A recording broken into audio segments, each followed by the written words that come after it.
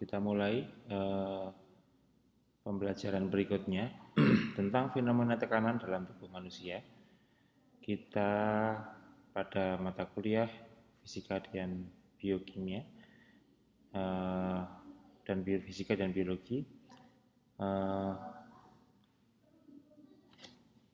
pembahasan kali ini adalah fenomena tekanan dalam tubuh manusia.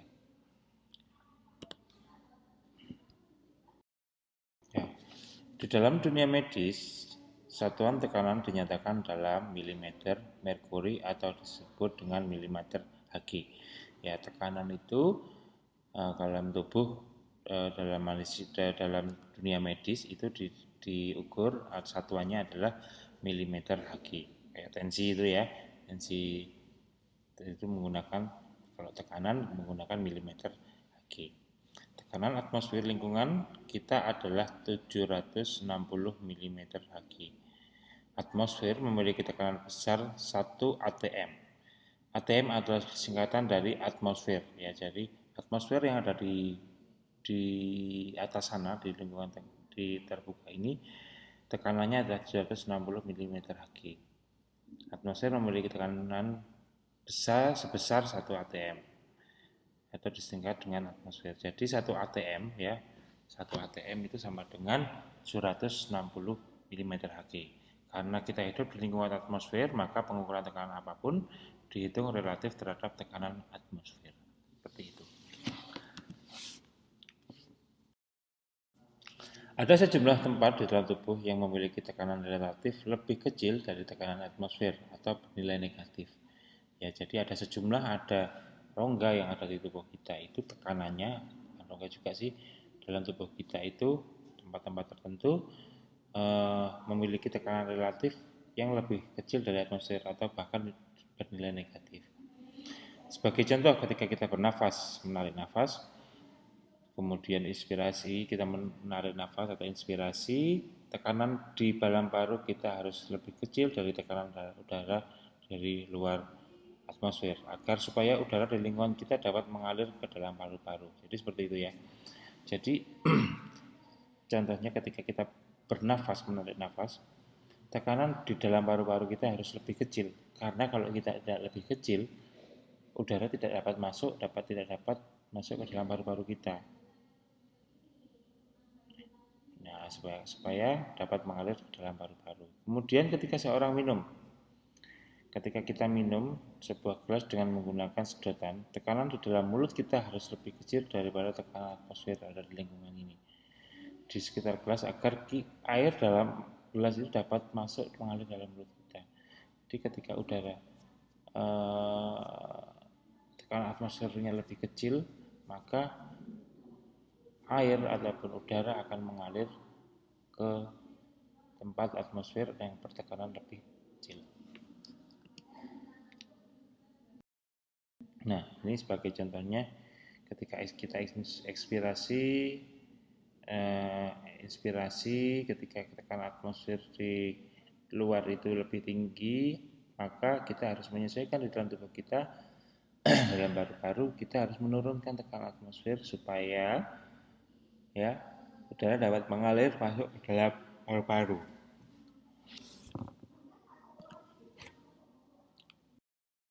Nah, ini sedotan ya. Tekanan udara di luar, nah ini di dalam mulut kita tekanannya harus lebih kecil daripada atmosfer yang ada di tekanan yang ada di atmosfer. Oke.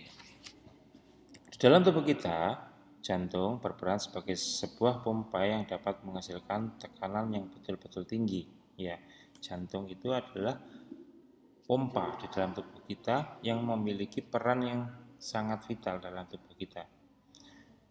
Kemudian jantung itu memiliki tekanan 100 sampai 140 mm Hg untuk menghasilkan gaya dorong yang besar agar darah dapat didorong mengalir ke dari paru-paru ke seluruh tubuh melalui arteri. Nah, ini adalah peredaran darah sistemik, peredaran darah pulmonal. Jadi jantung ini memiliki peran memompa darah ke seluruh tubuh dan mendistribusikan oksigen dan nutrisi.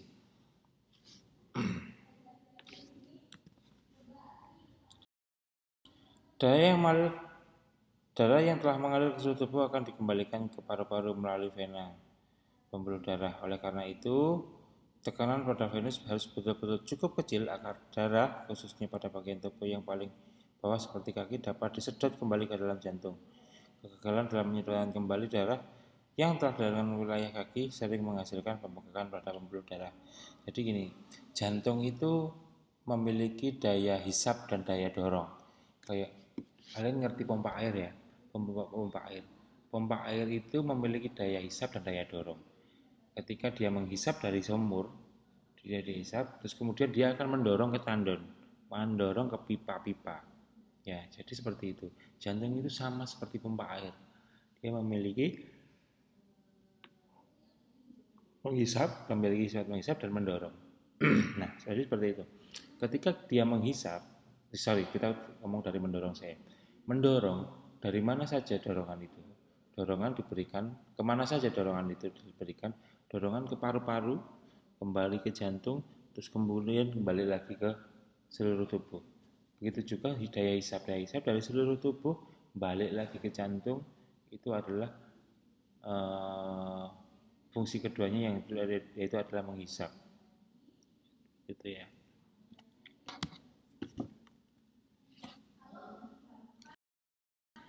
Nah, setelah dari jantung kita ngomong di kepala dalam tengkorak ya. Ruang di sekitar tengkorak dalam tengkorak memiliki sekitar 150 cm3 cairan.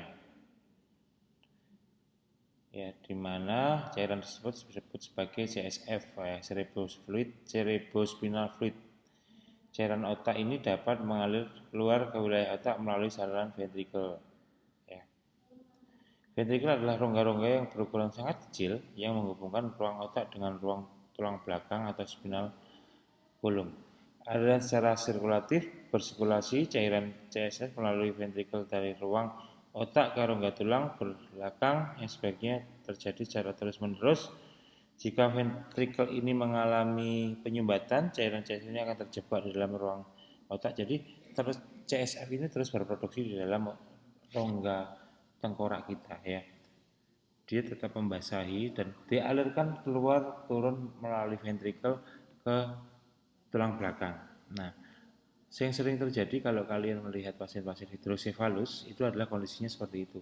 Lubang-lubang ventrikel pada tengkoraknya itu mengalami kebuntuan. Nah, ketika mengalami kebuntuan, akhirnya tekanan karena CSF terus diproduksi, maka tekanan di dalam kepalanya, dalam tengkoraknya akan semakin besar. Kepalanya membesar. Itu adalah cairan cerebrospinal fluid yang tidak dapat mengalir keluar ke vertebra, keluar yang dialirkan sehingga dia ngumpul di dalam otak, di dalam rongga tengkorak, akhirnya membuat tekanan pada otaknya. Peningkatan intrakranial tengkorak pada taraf yang berlebihan menyebabkan terjadinya pembesaran tengkorak, kepala menjadi besar secara tidak normal ya toh. Pada hidrosefalus itu biasanya terjadi pembesaran pada kepala. Itu isinya adalah cairan. Cairan tidak bisa keluar dialirkan karena tadi ventrikelnya tersumbat. Nah, kayak ini ya, pembesaran kepala yang tidak normal disebut sebagai hidrosefalus. Kondisi ini sering terjadi pada bayi dan menjadi permasalahan yang sangat serius. Namun jika gejala ini dapat diketahui, penanggulangan dapat dilakukan melalui pembedahan dengan membypass sistem aliran CSF tersumbat dengan teknologi yang lebih bagus. Pengukuran penambahan tekanan cerebrospinal fluid tidak dapat dilakukan secara langsung. Metode pengukuran yang lazim dilakukan adalah dengan mengukur panjang lingkar kepala yang terletak pada sedikit di samping kuping. Nilai normal panjang keliling kepala bayi adalah 32 sampai dengan 30 cm. Apabila ukuran melebihi tersebut, maka kecenderungan terjadi hidrosefalus. Nah, berikutnya adalah tekanan pada bola mata. Jadi, Tadi adalah tekanan pada jantung, ada, kemudian tekanan pada sebelumnya tengkorak, kemudian yang berikutnya adalah tekanan pada bola mata. Tekanan pada bola mata ini yang membuat bola mata ini akhirnya benar-benar bundeser, ya. Tekanan intraokuler, ya, tekanan intraokuler kalau kita ngomongnya adalah yang ada di bola mata kita. Cairan bening dalam bola mata yang terdapat antara permukaan mata dan retina memiliki tekanan tertentu sehingga dapat menjaga bola mata tetap dalam bentuk sempurna dan ukuran yang tetap bunder, ukuran tidak tambah membesar dan tidak dapat mengecil. Dimensi atau bentuk mata sangatlah kritis. Bila dimensi tidak tepat, maka menjadi tidak dapat melihat. Perubahan 0,1 mm pada diameternya saja mengakibatkan efek yang besar terhadap kejelasan dari penglihatan kita. Tekanan normal cairan bening mata di dalam mata itu berada pada interval 12 sampai dengan 23 mm Hg. Terus nimbangin bagaimana Pak? Pakai satu alat yang diberikan tekanan pada bola mata kita, itu dapat mengukur tekanan bola mata kita. Nah, ini adalah alat yang disebut dengan tonometer untuk mengukur tekanan bola mata kita. Cairan di bagian depan mata tersusun sebagian besar dari air secara kontinu menghasilkan cairan, dan sistem pengaliran yang dimiliki membuat cairan tersebut dapat dibuang dengan baik. Apabila sistem pengaliran mengalami penyumbatan hingga sirkulasi tidak terjalan dengan sewajarnya, maka akan mengakibatkan tekanan di dalam mata menjadi meningkat. Bila kondisi tersebut sudah pada taraf yang sangat parah, dapat menyebabkan kebutaan. Tekanan yang dihasilkan menghasilkan cairan mata ini dapat diukur dengan alat yang diberi nama tonometer. Ya, ini ya tonometer ya.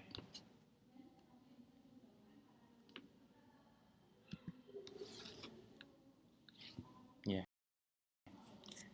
Peningkatan tekanan ini dapat membatasi suplai darah ke retina mata sehingga mempengaruhi kejelasan penglihatan.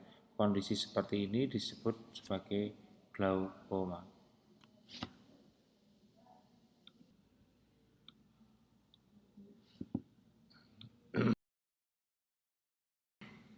Ya. Tekanan pada sistem pencernaan, ya. Jadi berikutnya setelah dari mata ada sistem pencernaan. Pada sistem pencernaan memiliki pintu masuk yaitu pada mulut dan menuju ke persambungan antara kerongkongan dan lambung, dan pintu keluar melalui anus. Panjang sistem pencernaan manusia dari mulut sampai anus lebih kurang 6 meter. Sistem pencernaan dilengkapi dengan katup-katup atau valve yang berperan sebagai pembuka dan penutup sehingga sistem pencernaan berproses dengan sempurna. Katup-katup tersebut pada antara lambung dan usus kecil yang disebut dengan pilorus yang berperan menghindari aliran makanan dari usus kecil kembali ke lambung, dan antara usus kecil dan usus besar disebut valve between small and large intestine. Ya, jadi di sini seperti gambar yang ini ada katup-katup. Jadi menghindarkan makanan itu reflux balik maneh dari usus kecil balik ke lambung. Lambung sendiri sebenarnya juga punya sphincter, dia punya otot yang dapat, bukan katup kalau di situ, kalau di ini dia punya sphincter ini. Ya, jadi dia punya esophagus untuk menutup dan membukanya saluran pencernaan yang menuju usus. Begitu juga yang ini di usus besar, large intestine, ileocecal valve, small intestine, ini untuk katup-katup supaya setelah berjalan makanan nggak balik ke belakang-belakang lagi, ke atas-atasnya lagi, jadi gitu. Nah, tekanan di dalam lambung atau usus bagian dari sistem pencernaan lebih besar daripada sistem atmosfer. Makanan yang dimakan setelah kenyang meningkatkan tekanan pada sistem pencernaan. Bertambahnya tekanan ini ditandai dengan semakin tegang kulit perutnya. Udara yang terjebak di dalam menambah tekanan yang signifikan pada sistem pencernaan. Tekanan di dalam sistem pencernaan dapat juga dibangkitkan oleh gas-gas yang dihasilkan oleh bakteri-bakteri yang terdapat dalam usus. Gas-gas ini umumnya dikeluarkan dalam bentuk kentut atau flatus.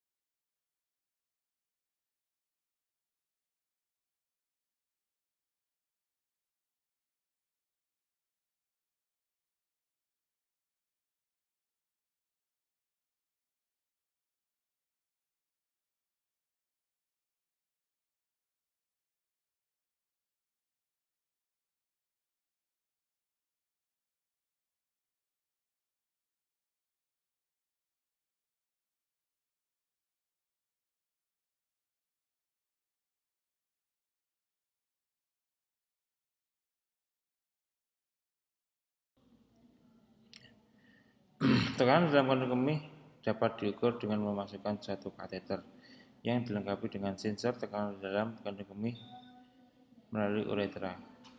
Tekanan pada kandung kemih dapat bertambah pada saat batuk, saat duduk, dan pada saat keadaan tegang. Ya, jadi kalau kalian pernah kondisi batuk ngikil sampai ngompol, sampai apa ya, mengeluarkan urin sedikit, nah itu karena peningkatan tekanan intraabdomen yang memberikan tekanan kepada kandung kemih itu sendiri. Khusus untuk wanita hamil, tekanan pada kandung kemih akan bertambah dengan bertambahnya berat janin yang dikandung dan biasanya oleh karena itu ia sering buang air kecil. Nah, berikutnya adalah fluida dan sistem peredaran darah, di mana di sini nanti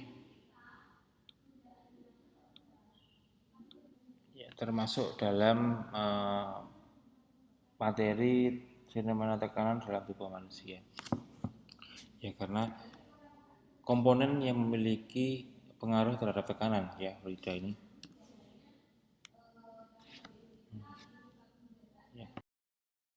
Massa jenis cairan itu didefinisikan sebagai massa cair itu sudah dibagi menjadi volume.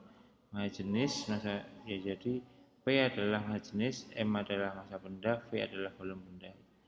Tekanan dalam cairan yaitu perbandingan antara gaya tekanan pada cairan terhadap luas permukaan cairan yang ditekan.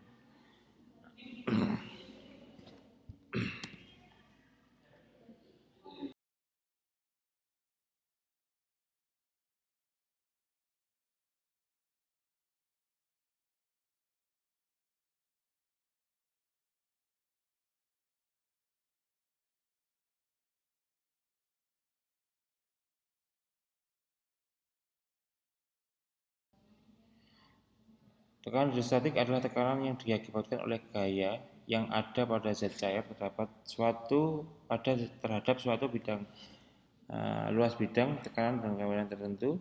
Biasanya tekanan ini bergantung pada ketinggian zat cair, massa jenis, dan kecepatan gravitasi. Tekanan hidrostatik dirumuskan menjadi berikut: P sama dengan P besar sama dengan P kecil kali G kali H. Ya, tekanan hidrostatik sama dengan massa jenis P kecil kemudian dikali percepatan gravitasi dikali kedalaman ketinggian dari ruang tersebut. Nah, contoh peralatan medis yang menggunakan prinsip tekanan hidrostatis adalah pemasangan infus. Ya, terdapat tekanan pada botol infus, cairan yang dimasuk ke dalam pembuluh darah saja dapat dihitung dari tekanan total, yaitu ini H itu adalah tinggi, tangannya, P0 tambah PGH, H itu adalah tingginya tangannya.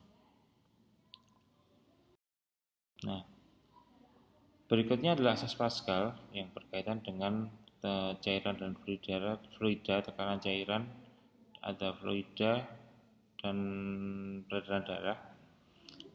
Berlaku hukum asas Pascal di sini, di mana asas Pascal dikemukakan oleh Blaise Pascal pada tahun tersebut, fisikawan asal Prancis, yang menyatakan bahwa tekanan yang diberikan pada zat dalam tubuh ruang tertutup akan diteruskan ke segala arah dengan sama besar.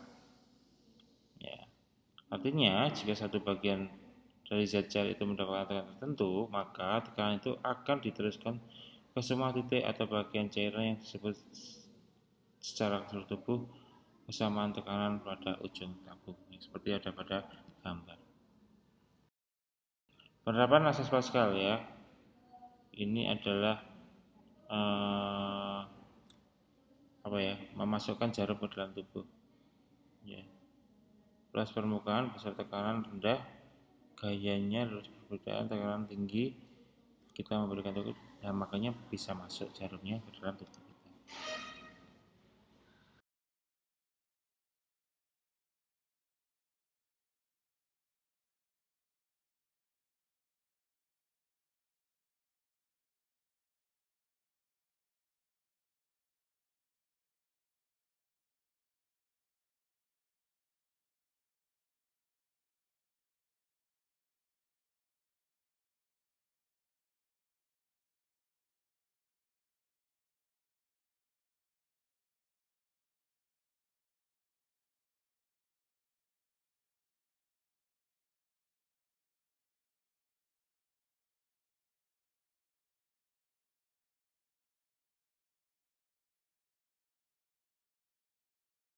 Ya. Prinsip kerja tensimeter menurut tinjauan fisika adalah tekanan di titik A, yaitu tekanan di titik A, ini sama dengan tekanan di titik 1, ya, sama dengan tekanan di titik 1. Sedangkan tekanan di titik 2 sama dengan tekanan di titik 1 plus P1 plus G plus H plus 1. Adapun tekanan di titik 2 sama dengan tekanan di titik 3 tersebut, yaitu P2G H2. Ya, berdasarkan persamaan tekanan statistik tekanan di titik 2 dan titik 3, maka dapat dituliskan sebagai berikut persamaannya. Jika A dari sisi udara, maka umumnya tekanan P2G dapat diabaikan karena massa jenis udara sangat kecil sehingga PA tidak terbatas dengan P+. Ya. Persamaan kontinuitas, ya, sebuah pipa yang mempunyai luas penampang A di ujung 1 dan luas penampang E di ujung 2 diisi oleh airan sebagaimana pada gambar tersebut. Jika dirumuskan, cairan tersebut tidak dapat termampatkan, ya.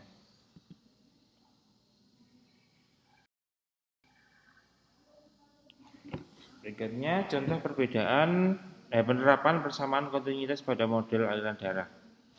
Keseluruhan sistem peredaran darah adalah sistem kardiovaskular. Jadi sistem kardiovaskular itu enggak hanya jantung tok, tapi pembuluh darahnya juga, darahnya itu sendiri, yang terdiri dari arteri, arteriola, kapiler, venula, vena, dapat diasumsikan seperti model pipa. Dengan mengacu pada persamaan ini ya, A1 V1 sama dengan A2 V2 kali A2. Semakin tinggi luas penampang pumpukan darah, maka akan kecepatan aliran darah semakin besar. Ya, semakin besar, demikian sebaliknya.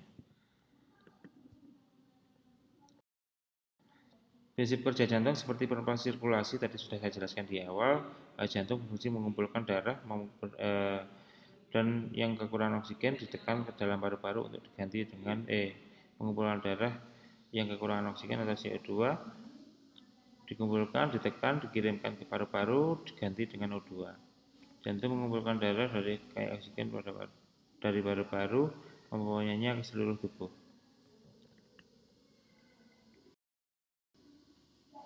Jumlah, kalau kita ngomong tekanan darah, jumlah darah orang dewasa yang ada dalam tubuh kita itu 4,5 liter darah toh ya.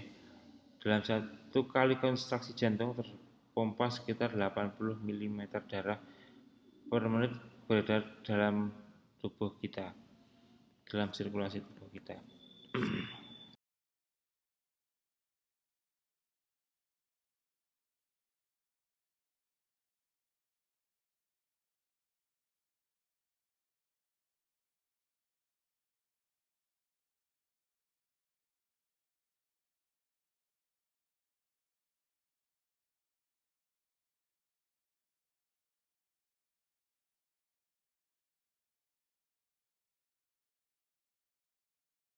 Ya gitu ya. Rapat metode pada model aliran darah seperti ini.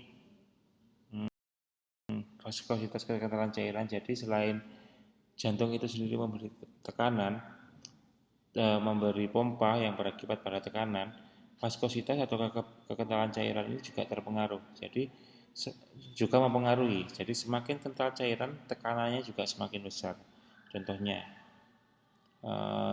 uli dan air. Uli dan air 1 kilo uli 1 kilo 1 liter uli dan 1 liter air beratnya akan berbeda. Ya, massa berjenisnya juga akan berbeda sehingga effort untuk memberikan tekanan pada darah yang kental itu akan semakin besar.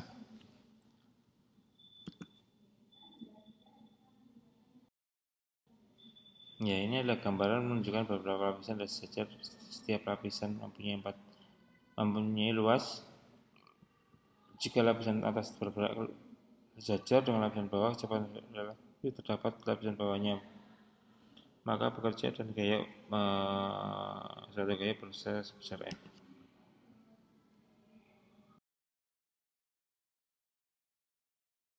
Rasa cukup sampai di sini. Ini adalah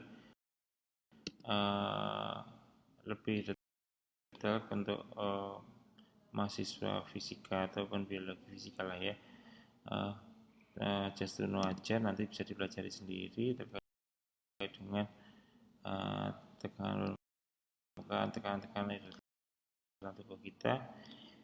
Terima kasih atas perhatiannya, terima kasih atas atensinya. Semoga apa yang kita diskusikan hari ini bermanfaat untuk kita semua. Saya akhiri. Wassalamualaikum warahmatullahi wabarakatuh.